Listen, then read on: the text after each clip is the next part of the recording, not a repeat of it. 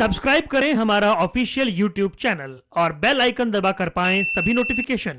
नमस्कार, मैं हूं आपके साथ परमीत कौर वालिया। आप देख रहे हैं हमारी खास पेशकश सेवा टाइम्स आर्ट ऑफ लिविंग के संग। और आज हम बात करने जा रहे हैं नशा मुक्त समाज की। नशा आज के युवाओं के बीच बहुत बड़ी समस्या बन चुका है। साथ ही नशे में लिप्त युवाओं के परिवारों को भी बड़ी आर्थिक और मानसिक पीड़ा से गुजरना पड़ता है। आर्ट ऑफ लिविंग निरंतर इस दिशा में प्रयासरत है कि कैसे लोगों को इस नशे के दलदल से बाहर निकाला जाए। और इसी पर बात करने के लिए आज हमारे साथ मौजूद हैं नितिन प्रधान, जो आर्ट ऑफ लिविंग के programme for release from addictions naturally के नेशनल कोऑर्डिनेटर हैं। नितिन जी, आपका बहुत बहुत स्वागत है। नितिन जी, सबसे पहले सवाल कि कौन कौन से ऐसे फैक्टर्स हैं व्यक्तियों को और मूल रूप से यूथ को ड्रग्स और अन्य पदार्थों के लिए खींचते हैं? बुरी आदतें, व्यसनों की जो आदतें हैं, ये अक्सर कम उम्र से शुरू होती है। अनुभव ऐसे है, दिखता ऐसे है समाज में कि लगभग 12, 13, 14, 15 या 20 तक इन युवक इसकी शुरुआत करते हैं और फिर धीरे धीरे व्यसन बढ़ सकते हैं और फिर बढ़ते बढ़ते व्यसनाधीनता तक जा सकते हैं, जो बड़ी कठिन परिस्थिति होती है। लेकिन इसकी शुरुआत काफ़ी कम उम्र में होती है। इसके कारण क्या है? तो 3-4 कारण हम देख सकते हैं साधारण से स्थिति में। सबसे पहला एक कारण होता है, वो है क्यूरियोसिटी। तो क्यूरियोसिटी मतलब 14, 15, 12, 13, 14, 15 साल की उम्र में उनको ये उत्सुकता होती है कि ये करके देखें। क्यों करके देखें? क्योंकि वो देखते हैं कि समाज में जो बड़े लोग हैं, उनसे बड़े उम्र में हैं, वो इस प्रकार के व्यसन कर रहे हैं। या तो तंबाकू खा रहे हैं, गुटखा खा रहे हैं, या सिगरेट पी रहे हैं, शराब पी रहे हैं, या तो फिर कुछ केसेस में कि ड्रग्स भी कर रहे हैं। तो ऐसी स्थिति में उनके मन में एक क्यूरियोसिटी जगती है कि ये क्या है, ये हम देखें तो सही। इसका कारण एक ये है, बड़ा है कि ये बहुत प्रचलित है कि बहुत सारे लोग ये कर रहे हैं। तो ये कारण होता है इसकी शुरुआत होने के लिए। फिर हम देखते हैं कि पीयर प्रेशर, या जिसको हम कह सकते हैं चैलेंज फैक्टर, कि मेरे सभी दोस्त कर रहे हैं, मेरे सभी दोस्त सिगरेट पी रहे हैं तो मैं भी थोड़ा सा पी लूँ। मेरे दोस्त गुटखा खा रहे हैं, तंबाकू खा रहे हैं, या शराब की पार्टी में भाग ले रहे हैं। तो इन सब चीज़ों में वो चैलेंज का फैक्टर आता है कि मुझे अगर कूल बनना है, तो मेरे हाथ में सिगरेट हो तो फिर मैं कूल लगता हूँ, टू बी एक्सेप्टेड। तो ये चैलेंज, ये क्या है? अगर सभी कर रहे हैं तो मैं क्यों नहीं करूँ? अगर मैं नहीं करूँ तो फिर मैं कुछ अलग बन जाऊँगा, या मैं दूसरों से अलग हो जाऊँगा। तो ये जो पीयर प्रेशर है, ये दूसरा कारण है। तीसरा कारण है कि जो हम सिनेमा में देखते हैं, हीरो काफ़ी बार हीरोइन सिगरेट पी रहे हैं, शराब पी रहे हैं, उसके बारे में अच्छी अच्छी बातें हो रही हैं, उसके बारे में कुछ रोमांटिक सा कुछ उसके बारे में एक माहौल बनाया गया हुआ है, और एडवर्टीजमेंट्स है जाहिरातों में। इस प्रकार के बाहर के प्रलोभन काफ़ी है, जो मैगजीन्स में देखते हैं, मीडिया में देखते हैं, हर जगह, कि जहाँ पे सिगरेट पीना, गुटखा खाना, इसको एक ग्लोरीफाई करके दिखाया गया है। तो इन सब कारणों से यूथ उसमें आकर्षित होते हैं। और एक चौथा कारण है कि वो है कन्वीनियंस। बहुत ही आसानी से ये सभी वस्तुएं हमारे समाज में उपलब्ध है। ऐसे बोलो तो हर गली में, हर चौक में, हर शहर में, हर कस्बे में, हर छोटे छोटे गांव में सभी प्रकार की नशा करने की साधनें आसानी से उपलब्ध है। तो ये एक है कन्वीनियंस कि जब भी इच्छा हो तो उसमें कोई रोक नहीं है। और फिर वो सर्कल में पड़ जाते हैं। एक बार शुरू कर दिया तो फिर वो सर्कल में एक बार गिर गए तो फिर उस नशे के अधीन हो जाते हैं और फिर उसमें से निकलना ये थोड़ा सा मुश्किल होता है।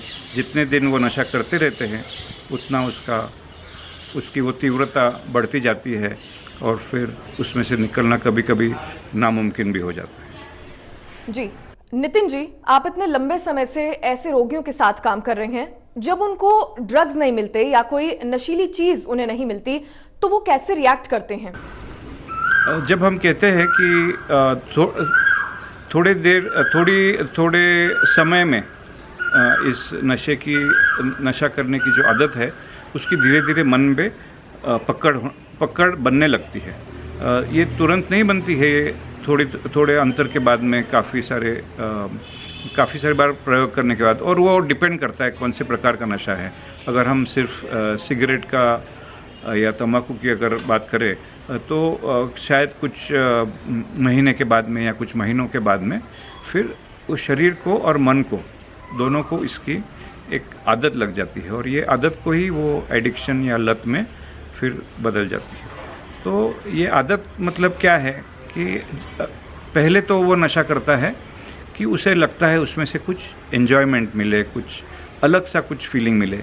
तो वो अलग सा फीलिंग जो शुरुआत में उसको कुछ उसमें से एक अलग सा फीलिंग या जिसको हाई बोलते हैं उसका एक अनुभव आता है तो फिर वो बार बार उस हाई के खोज में वो बार बार ये नशा करता है। फिर धीरे धीरे ऐसे होता है कि इस नशा करने की ज़रूरत उसकी बढ़ जाती है। मतलब क्या है कि शरीर को उस वस्तु की आदत हो जाती है और जैसे आदत होते जाती है वैसे उसकी मात्रा उसको ज़्यादा लेनी पड़ती है। कि अगर पहले दिन में 1 या 2 सिगरेट पीता था तो फिर उसको 3 या 4 पीने पड़ते थे।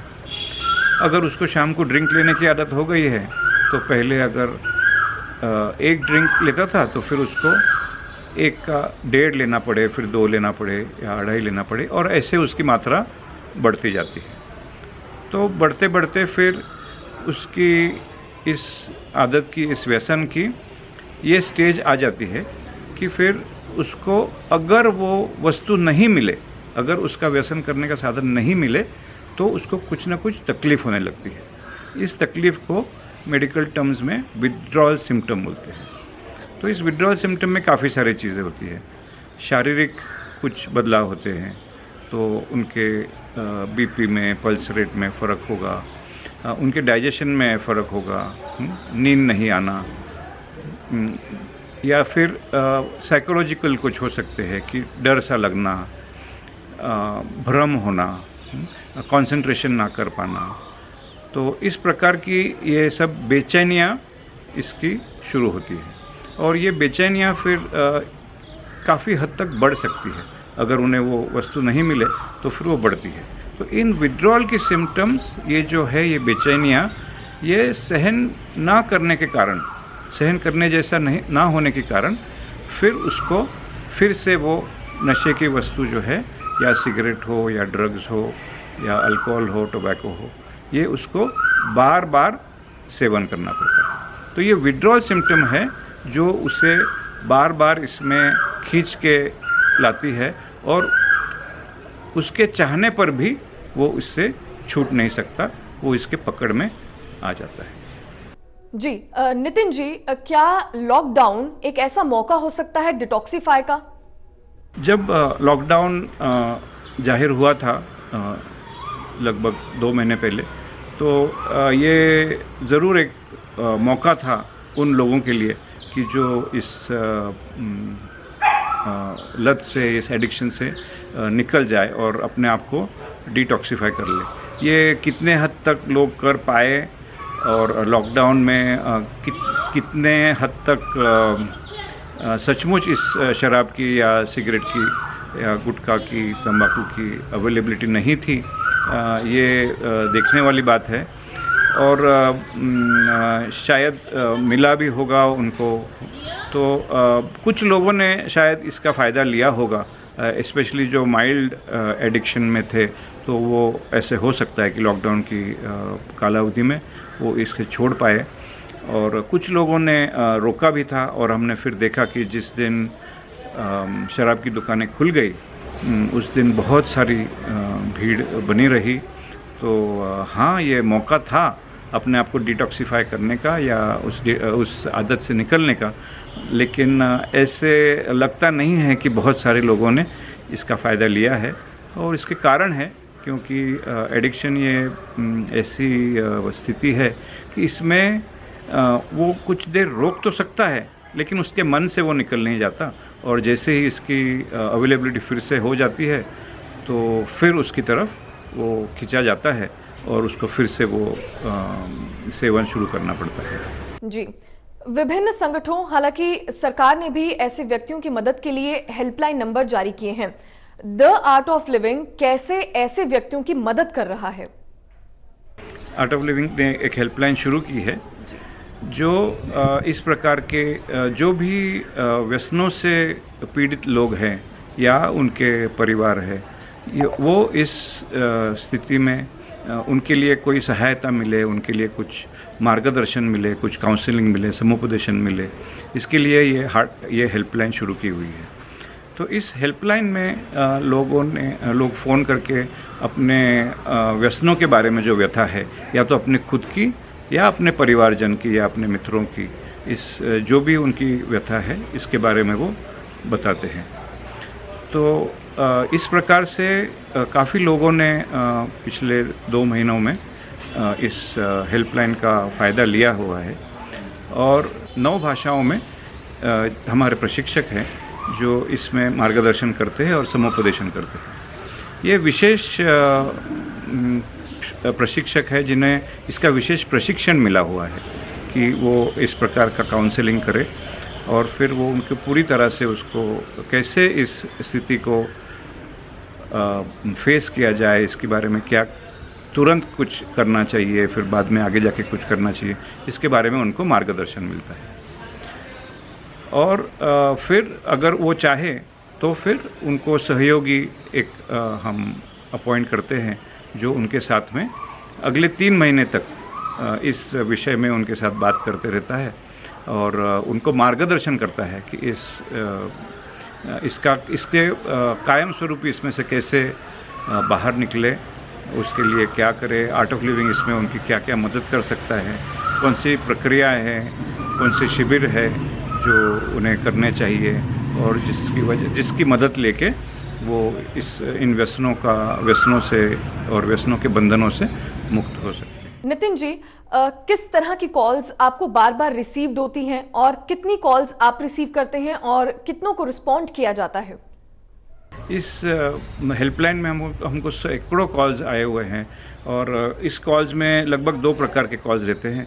एक तो जब खुद पीड़ित आदमी ही खुद फ़ोन कर रहा है और ये कह रहा है कि मुझे कुछ तकलीफ़ हो रही है और मैं ये जान रहा हूँ, ये मैं समझ रहा हूँ कि मुझे इसमें से निकलना चाहिए, निकलना ज़रूरी है, लेकिन मैं निकल नहीं पा रहा हूँ।